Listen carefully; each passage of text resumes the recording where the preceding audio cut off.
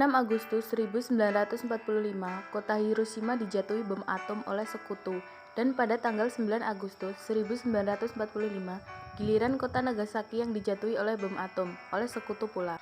Kejadian ini memberikan penderitaan bagi rakyat Jepang. Pasukan Jepang semakin lemah dan pada tanggal 12 Agustus 1945, Soekarno, Hatta, selaku pimpinan PPKI dan Regimen Widioningrat, sebagai mantan ketua BPU-PKI, diterbangkan ke Dalat, 250 km di sebelah timur Laut Saigon, Vietnam, untuk bertemu Marsekal Terauchi.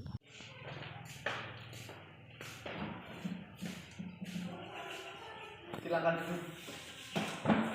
Saudara Soekarno, Hatta, dan Rajiman, saya sebagai utusan dari pemerintahan Jepang ingin memberitahukan suatu hal, yaitu Jepang akan memberikan kemerdekaan kepada Indonesia sesuai dengan janji Perdana Menteri Kuniapi Koiso. Dengan cara apa Jepang akan memberikan kemerdekaan kepada Indonesia? Dengan cara memproklamirkan kemerdekaan Indonesia, dan itu dapat dilakukan beberapa hari ke depan sesuai dengan kerja PPKI. Benar, saya sangat setuju. Karena PPKI adalah badan yang bertanggung jawab untuk menyusun proklamasi kemerdekaan Indonesia. Saya sependapat dengan Anda, Bung. Tapi kita harus segera memproklamirkan kemerdekaan Indonesia, Bung. Maaf, tetapi pihak Jepang meminta proklamasi kemerdekaan dibacakan pada tanggal paling cepat 24 Agustus 1945. Akan saya pinginkan kembali permintaan Anda, karena kami harus membicarakannya dengan PPKI.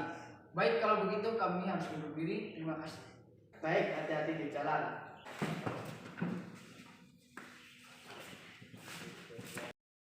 Berita tentang kekalahan tersebut sangat dirahasiakan oleh Jepang. Bahkan, semua stasiun radio disegel oleh Jepang. Tetapi, tokoh golongan muda yakni Sultan Syahrir, Wikana, Darwis, dan Khairul Saleh mendengar berita ini melalui radio BBC.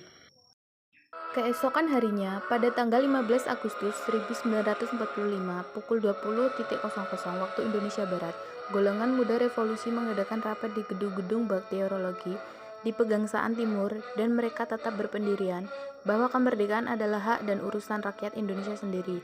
Dan hasil rapat tersebut disampaikan oleh Wikana, Khairul Saleh, Sukarni, dan Darwis kepada Bung Karno. Selamat malam, Bung Karno. Ada maksud apa lagi ada kemarin? Sekarang malam ini juga kita korbankan revolusi. Kami siap mempertaruhkan jiwa kami. Jika Bung Karno tidak mengeluarkan pengumuman pada malam ini juga, akan terjadi pertumpahan darah dan pembunuhan besar-besaran esok hari. Ini batang leherku. Seretlah aku pojok itu dan potonglah leherku malam ini juga. Kamu tidak usah menunggu esok hari. Jepang adalah masa silam. Kita sekarang harus menghadapi Belanda yang berusaha untuk kembali menjadi tuan di negeri kita ini. Jika saudara tidak setuju dengan apa yang telah saya katakan dan mengira Anda telah siap dan sanggup untuk memproklamasikan kemerdekaan, mengapa tidak Anda yang memproklamasikan kemerdekaan? Mengapa meminta Soekarno untuk melakukan hal itu? Setelah mengetahui pendirian golongan tua, pada pukul 12 malam, golongan muda melakukan rapat di asrama Baperpi, Jalan Cikini 71. Dalam rapat itu diputuskan untuk mengungsikan Soekarno dan Hatta ke Rengas Dengklok. Tujuannya adalah agar Insinyur Soekarno dan Dr. Andes Muhammad Hatta tidak terpengaruh oleh Jepang. Di sini, mereka kembali meyakinkan Soekarno bahwa Jepang telah menyerah dan proklamasi kemerdekaan segera dibacakan tanpa pengaruh Jepang. Pada pukul 4 pagi, tanggal 16 Agustus 1945, dibawa ke Rengas Dengklok, Khairul Saleh, Sudanco Singgi, dan merupakan tentara peta melakukan aksi tersebut. Bung Karno! Bung Karno! Ya, ada apa? Anda harus ikut kami ke Rengas Dengklok. Untuk apa aku ikut dengan kalian? Ini sudah menjadi kesepakatan para pemuda, Bu. Kami harus membawa Anda dan Bung Hatta ke Rengas. Rombongan pemuda yang membawa Soekarno dan Hatta tiba di Rengas Dengklok. Bung Hatta telah sampai terlebih dahulu sebelum Bung Karno. Keduanya dibawa ke sebuah ruangan di dalam rumah Jiao Kiesong. Sebenarnya apa mau kalian sehingga aku dibawa kemari? Kami ingin Anda dan Bung Karno segera melaksanakan proklamasi. Bung Karno, Hatta, ternyata kau sudah ada di sini. Iya, mereka membawaku kemari. Apakah mereka membawa Fatmah dan Guntur juga? Iya, benar. Sekarang sebenarnya ada apa? Begini, Bu. Kami ingin Anda berdua segera memproklamasikan kemerdekaan kita. Jepang sudah menyerang. Ini saat yang tepat untuk kita memproklamasikan kemerdekaan Indonesia. Mengapa kau terlalu percaya kabar itu tadi? Jepang pasti akan memerdekakan kita, tapi tidak sekarang. Kami tidak setuju, Bu. Kami para pemuda ingin kemerdekaan atas jerih payah kami sendiri, bukan karena hadiah dari Jepang. Ingat, Bu, bila kita merdeka atas hadiah Jepang, maka kita adalah bentukan Jepang. Kita bisa dijajah lagi, Bu.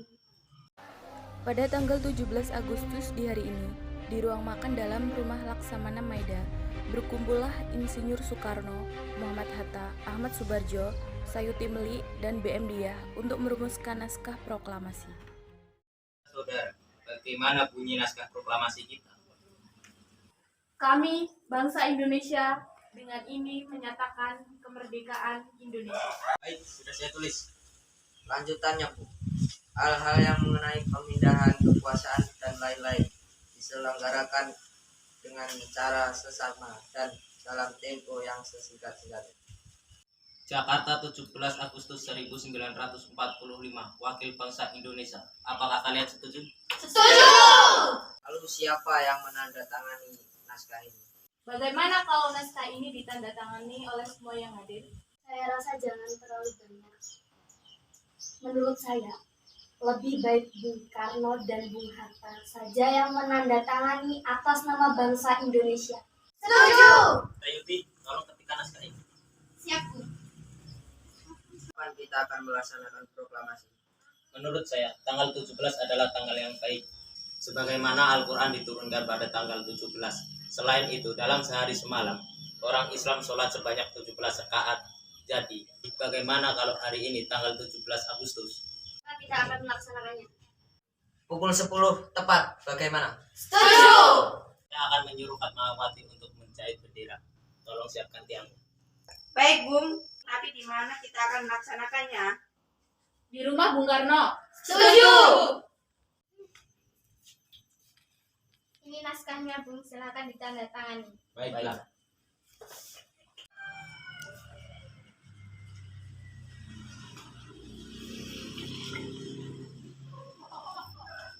Ya, tolong perbanyak naskah ini dan sebarkan ke seluruh Indonesia. Siap, Bung. Jumat pagi, pukul 10, semua orang telah berkumpul di halaman depan rumah Insinyur Soekarno di Jalan Pegangsaan Timur nomor 56 Jakarta untuk mendengarkan pelaksanaan proklamasi. Bung Karno, Bung Hatta keluar ke serambi depan rumah diikuti Ibu Fatmawati. Bung Karno mendekati mikrofon sebelum membacakan proklamasi dan mengucapkan pidato pendahuluan. Saudara-saudara sekalian, saya telah meminta saudara-saudara sekalian untuk hadir di sini untuk menyaksikan suatu peristiwa yang maha penting dalam sejarah bangsa kita.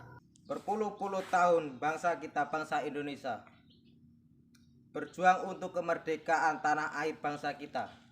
Bahkan telah beratus-ratus tahun gelombang aksi kita untuk mencapai kemerdekaan itu ada naik dan turunnya.